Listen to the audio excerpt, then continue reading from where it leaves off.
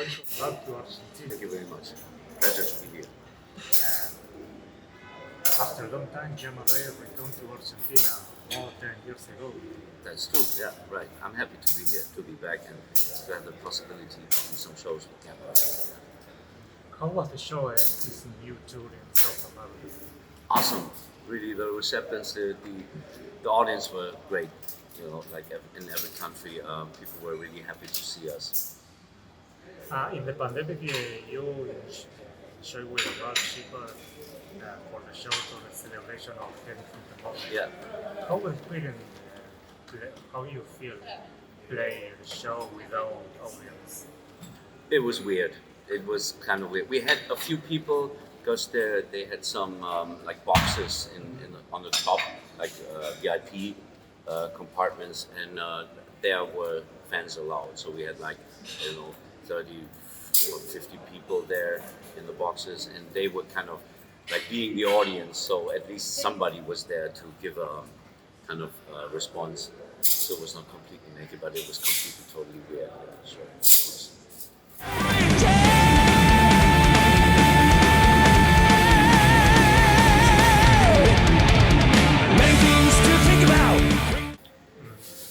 Talking about the virtual issues and streaming, what do you think about the use of cell phone and concert? You know, I got used to it. I grew up in a different time, so people were watching the show, and now people are watching and at the same time filming. And well, it's just the modern times. Sometimes it's strange.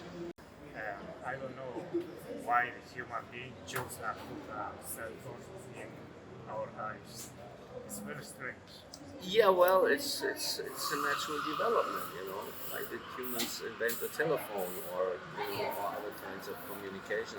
It's super practical. I mean, for a touring musician, it's really good because you can keep contact to home. You can immediately check out reactions of the audience, and you can check your schedule all the time. So it's convenient. Of course, it has a downside because everybody's like, but it's very good to, bridge the time on flights. You can watch movies. You can, when you're hanging around at the airport, you have something to do. Ah, yes, it's true. I would like to tell me about your beginnings in the music world. You were a very teenager when you started playing.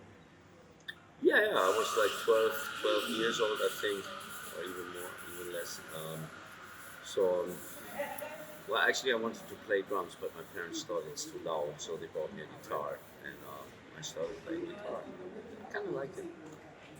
When you were recording the first Helloween album, you were inspired by something in particular to compose and write songs. No, I mean, it's just like all our influences were, we chewed down, we absorbed, and in the end, we processed it and spit it out in our own way. That was all. We didn't have a game plan of what kind of music and how to make it. It was just like coming from the feeling. What band listened to in that time? Oof. I mean, everything hard rock and metal, whatever was there. It's like me. It started with glam rock, Sweet, Slate, T-Rex, Susie Quattro, and all that stuff. No. And then later, of course, there was Deep Purple and Led Zeppelin and what else? Jimi Hendrix.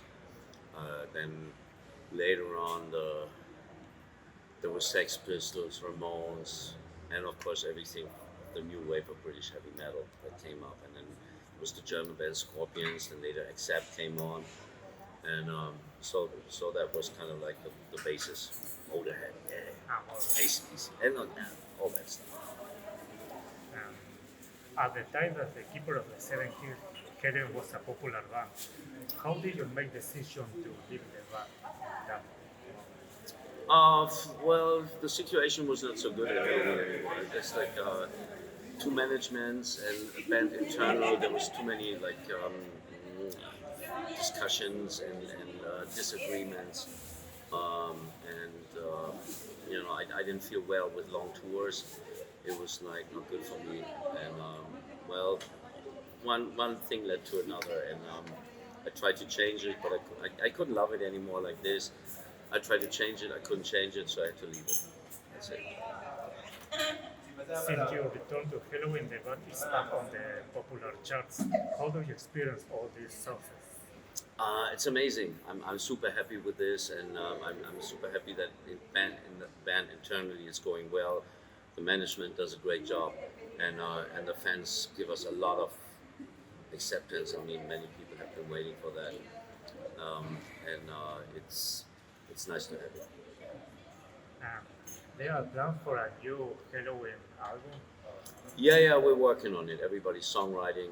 I had already I have like 4 songs already for the new album. Andy is writing, Sasha, Mikey, everybody's on track, and let's see what comes out. When we finish this tour with the Gamma Ray, what's the next plan? The next plan for me is finishing a new Hansen and Friends album, which I'm working on at the moment. Yeah, it's going to be a good one. I'm super happy with it. I had a lot of time during the Corona times to write songs, so I wrote a lot, and actually not everything was like compatible with Helloween or Gamma Ray. So it's like still it's heavy metal, and you know, but it's a little different, but it's good.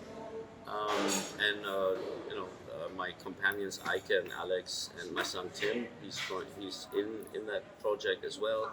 He wrote some songs, and you know, everybody's contributing, and we will have a nice, good album. Well, okay, it was a really pleasure to speak with you. Thank you very much. I'm happy to be here, and welcome to the show. Thank you.